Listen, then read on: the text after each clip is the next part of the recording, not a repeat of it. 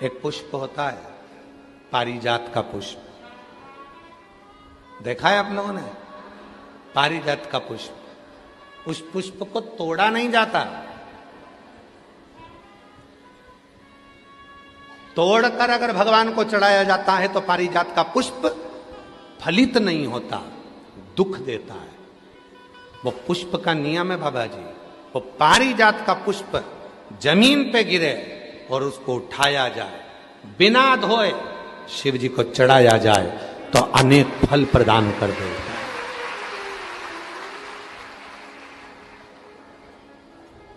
बिना धोए। और आज भी प्रमाण है महाराज जी, आज भी हमारे सनातन धर्म में प्रमाण है, जिस पुष्प को पानी में धोकर भगवान को चढ़ाया जाता है वो फूल भगवान स्वीकार नहीं करते। आज भी नियम है वकील साहब, आज भी नियम है। जिस फूल को अगर पेड़ से तोड़ा, पानी में धोया, उसके बाद भगवान को चढ़ाया तो भगवान उसको स्वीकार नहीं करते। ये रीत है आज भी। फूल से टूटा और टूटने के बाद भगवान को चढ़ा दिया, वो स्वीकार। कई माताओं की आदत रहती है पानी के लोटे में, पानी की बाल्टी में फूल तोड़कर डाल लेती हैं, मंदिर जाती हैं, फूल चढ़ा देती हैं, उसी का पानी भगवान को चढ़ा देती हैं, पानी में ही फूल पड़ा रहता है, भगवान को चढ़ा रही हैं। कई लोगों की आदत रहती है, वो सोचते हैं कि हम जा तो रहे हैं, फूल अलग से कहाँ ले जाएंगे, पानी के लोटे में, पानी की बाल्टी में फूल डाल लिए, तोड़ तोड़ कर पानी की बाल्टी में फूल डाले और शिव जी को जाकर चढ़ा दिए। शिव स्वीकार नहीं करता। पूरी पुराण को उठाकर देखना, कहीं नहीं लिखा कि फूल को धोकर शिव को चढ़ाना। यहां तक लिख दिया कि पारिजात का यदि फूल, और ये पारिजात का फूल कब आया था? अभी अभी हमने कथा में वर्णन किया था, सीहोर की कथा में, सीहोर की कथा में वर्णन किया था, आप लोगों ने सुना होगा। दुर्वासा बाबा आ गए थे अयोध्या में भोजन करने के लिए। अभी कथा में बोला था, आप लोगों ने में से किसी न किसी ने सुना होगा। दुर्वासा ऋषि आए अयोध्या, भगवान श्री राम जी, भरत जी, शत्रुघ्न जी, लक्ष्मण जी सब ने आओ भगत करी। मां जानकी जी ने भी प्रणाम करा और राम जी ने कह दिया कि प्रभु भोजन करना है आपको अयोध्या में। तो उन्होंने कह दिया था भोजन तो करूंगा, पर शर्त एक है, भोजन बनाने में अग्नि का प्रयोग ना हो, भोजन बनाने में जल का प्रयोग ना हो, और भोजन बनाने में धेनु का प्रयोग ना हो।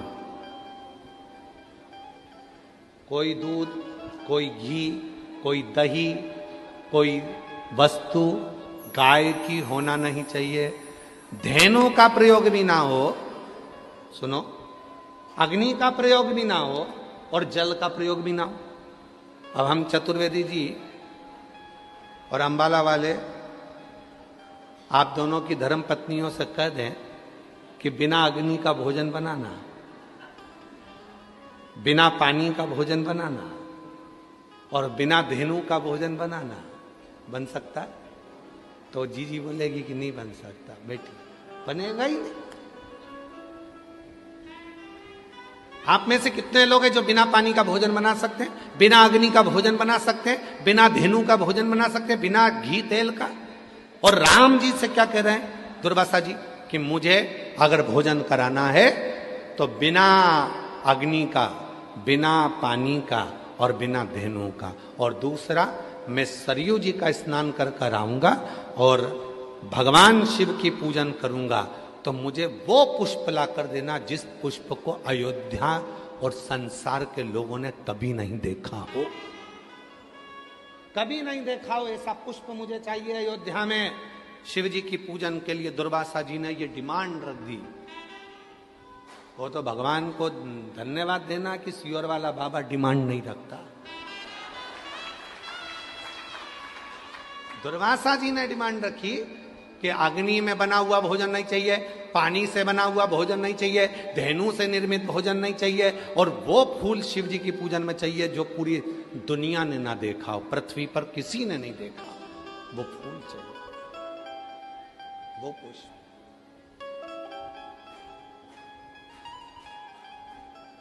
वो पुष्प चाहिए।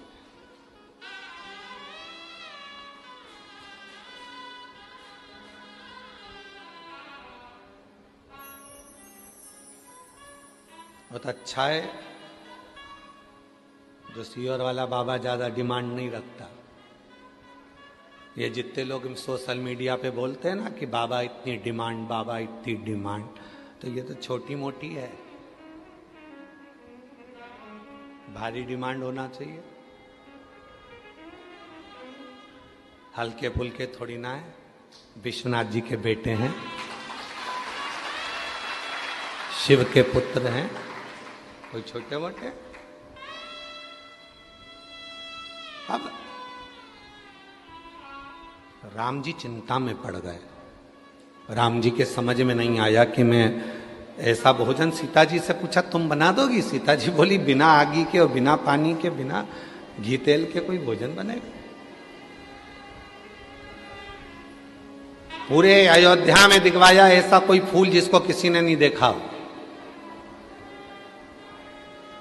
बाबा वशिष्ठ के पास गुरु जी ने कह दिया एक पत्र लिखो, इंद्र के लिए छोड़ दो। उस पत्र में लिखना 2 वृक्ष भेज दो, 2 वृक्ष,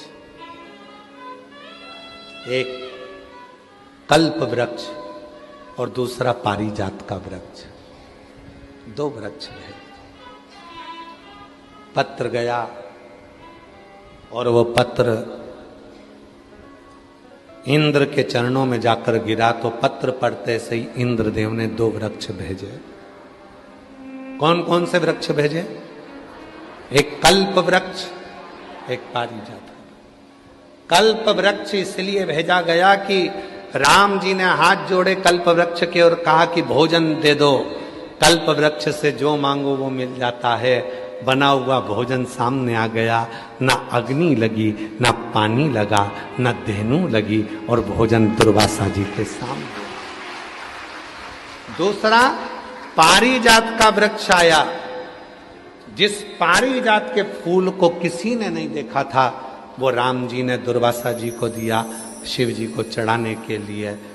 और वो फूल जो जमीन पर पड़े थे वो राम जी बीन कर दुर्वासा जी को दिए थे, शिव ने स्वीकार किए थे। शंकर भगवान उसी क्षण राम जी की साक्षी में कहते हैं सुनो राघव, आज भूमि पर पड़ा हुआ ये पुष्प तुम्हारे हाथ का स्पर्श पाकर मेरे पास आया है। आज के बाद संसार का मनुष्य जब पारिजात का फूल मुझे देगा तो वो तोड़ कर देगा तो फल नहीं मिलेगा, पर भूमि पर पड़ा हुआ देगा तो मैं राम के रूप में उसको स्वीकार करूं। राम जी के हाथ के पुष्प के बराबर पुष्प पारिजात का भूमि पर पड़ा हुआ पुष्प हो